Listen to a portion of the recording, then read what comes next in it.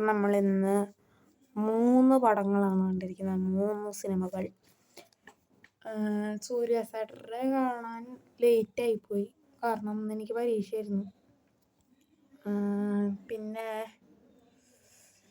ഇപ്പം ഞാൻ കണ്ടിരിക്കുന്നത് സൂര്യ Saturday, lucky Bhaskar, Sookshmadarshini, 3 സിനിമകളുടെയും review ഇടാൻ വേണ്ടിയിട്ടാണ്.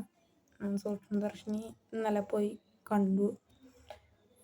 ഫസ്റ്റ് തന്നെ ഞാൻ സൂക്ഷ്മദർശിനിയുടെ റിവ്യൂ പറയാം, അത് കഴിഞ്ഞിട്ട് ബാക്കിയുള്ളതിൻ്റെ റിവ്യൂ പറയാം.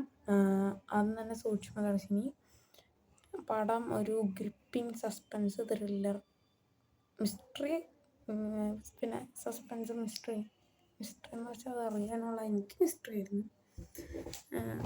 അതാണ് വിഷയം. ആ പടം കിടിലം പടം, ഗ്രിപ്പിംഗ് ത്രില്ലർ സിനിമ. അത് മാത്രമല്ല, പറയാനുണ്ട് കുറേ കാര്യങ്ങൾ പറയാനുണ്ട്. നമ്മളിങ്ങനെ ത്രില്ലടിപ്പിച്ച്, നമ്മളിപ്പോൾ ഒരു ഇത് വാച്ച് ചെയ്ത് ത്രില്ലടിപ്പിച്ച് നിർത്തുന്ന ഒരു ഫീലായിരുന്നു എനിക്ക്. ഇത് ഡയറക്റ്റഡ് ചെയ്തിരിക്കുന്നത് MC ആണ്. ഫുൾ ഫോം എനിക്കറിയില്ല. നസ്രിയയും ബേസിലൊക്കെ നന്നായിട്ട് ചെയ്തിട്ടുണ്ട്.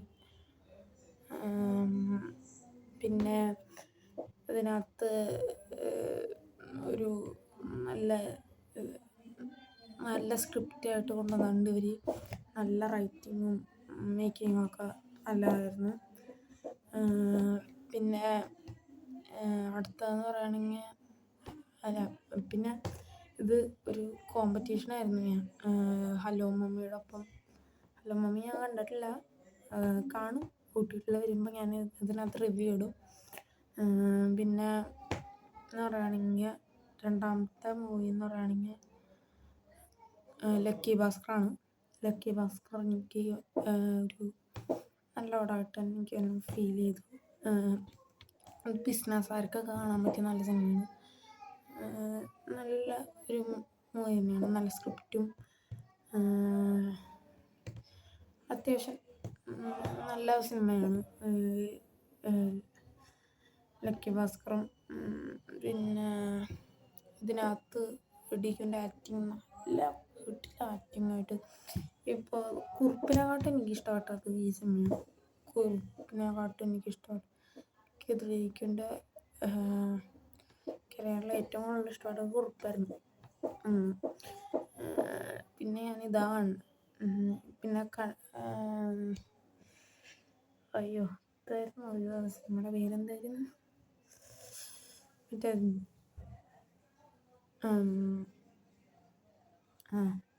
മറ്റൊരു ബ്ലൂ കാറിൻ്റെ ഒക്കെ ഒരു സിനിമ. അവൻ അറിയുമെങ്കിൽ കമൻറ്റ് ചെയ്യാം കേട്ടോ. മറ്റേ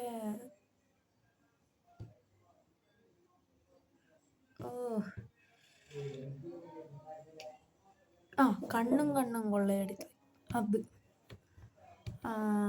പിന്നെ അത് നല്ലൊരു സിനിമയായിരുന്നു. ഇതും ഡീക്കിൻ്റെ കാര്യമെല്ലാം ഏറ്റവും ബെസ്റ്റ് സിനിമകളിൽ ഒന്ന് തന്നെയാണ്. ഡീക്കിൻ്റെ ആ ഒരു ആക്ടിങ്ങും ഒരു ഭാസ്കറായിട്ടുള്ളൊരു ക്യാരക്ടറും ഒക്കെ നല്ല കിടിലായിട്ട് ചെയ്തിട്ടുണ്ട്. പിന്നെന്ന് പറയുകയാണെങ്കിൽ സൂര്യ സാറ്റർഡേയിൽ എനിക്ക് എടുത്തു പറയേണ്ട കാര്യം സ്ക്രിപ്റ്റും മ്യൂസിക്കും നല്ല കിടിലായിരുന്നു. ജെക്സ് ബിജോയാണ് ഇതിൻ്റെ മ്യൂസിക് ചെയ്തിരിക്കുന്നത്. മ്യൂസിക്കും ബാക്ക്ഗ്രൗണ്ട് സ്കോറും ചെയ്തിരിക്കുന്നത് ജെക്സ് ബിജോയാണ്. വിവേക് ആർത്രയ എന്ന് പറയുന്ന ഒരാളാണ്. ഒരു എന്താണ്, ഞാൻ ആദ്യം വിചാരിച്ചത് ലക്കി ഭാസ്കറിൻ്റെ റൈറ്ററും ഡയറക്ടറായിരിക്കുന്നതാണ്, പക്ഷെ അതല്ല. മ്യൂസിക് നല്ല കിടിലായിരുന്നു. ഇതിൻ്റെ ഒരു സ്റ്റോറി മേക്കിങ്ങും ആ ഒരു മാവീര്യൻ സ്റ്റൈലിലേക്ക് കൊണ്ടുവന്നേക്കാണ്. തമിഴ് മാവീരൻ എന്ന് പറയുന്നത് തെലുങ്കിലെ മാവീരൻ, അങ്ങനത്തെ ഒരു നല്ല സ്റ്റോറി മേക്കിംഗ് ഒക്കെ ആയിരുന്നു. പിന്നെ ഇതിനകത്ത് എസ് ജെ സൂര്യയുടെ, എനിക്ക് നാനിനെക്കാട്ടും കൂടുതൽ ഇഷ്ടപ്പെട്ടത് എസ് ജെ സൂര്യ. എസ് ജെ സൂര്യയുടെ ഒരു ആക്ടിങ്, ടോയ്ലറ്റ് എവിടെയാണെന്ന് എന്നോട് ചോദിക്കുക. അങ്ങനെ ഒരു അതൊക്കെ നല്ല രസമുണ്ടായിരുന്നു. പിന്നെ പിന്നെ പിന്നെന്ന് പറയുകയാണെങ്കിൽ ഈ പടം ഒരു നല്ല പടമായിട്ട് തന്നെ അത് മേക്ക് ചെയ്യലും ആക്ഷൻ സീക്വൻസും അത്യാവശ്യം കുഴപ്പമില്ലായിരുന്നു. അപ്പോൾ ഈ 3 സിനിമകളും എനിക്ക് ഭയങ്കരമായിട്ട് ഇഷ്ടപ്പെട്ടു. സൂക്ഷ്മദർശിനി മസ്റ്റായിട്ട് തിയേറ്ററിൽ പോയി കാണണം. കാരണം അതൊരു നല്ല ത്രില്ലർ സസ്പെൻസ് പടമാണ്, ഗ്രിപ്പിംഗ് ആണ് സിനിമ. പിന്നെ ലക്കി ഭാസ്കറും ഇപ്പോൾ OTT വന്നിട്ടുണ്ട്. ഞാൻ അതിൻ്റെ ഇതിട്ടുണ്ട്, 28-ാം തീയതി OTTയിൽ റിലീസായ സിനിമയാണ്. അതും മസ്റ്റ് വാച്ചാണ്. പിന്നെ സൂര്യ ചേട്ടൻ ഒരു സ്റ്റോറി ആയിട്ട് നിങ്ങൾ മസ്റ്റായിട്ട് വാച്ച് ചെയ്യേണ്ട സിനിമയാണ്. പിന്നെ പിന്നെ വേറൊരു കാര്യം പറയാനുണ്ടായിരുന്നു. ഇനി പുഷ്പയുടെ റിലീസാണ്. അതിൻ്റെ വീഡിയോ പക്ഷേ ഞാൻ ലേറ്റായിട്ടായിരിക്കും ചെയ്യുക. പക്ഷെ ഞാൻ ചെയ്യും ആ സിനിമയുടെ. പുഷ്പ 2 കാണും ഞാൻ. അതാണ്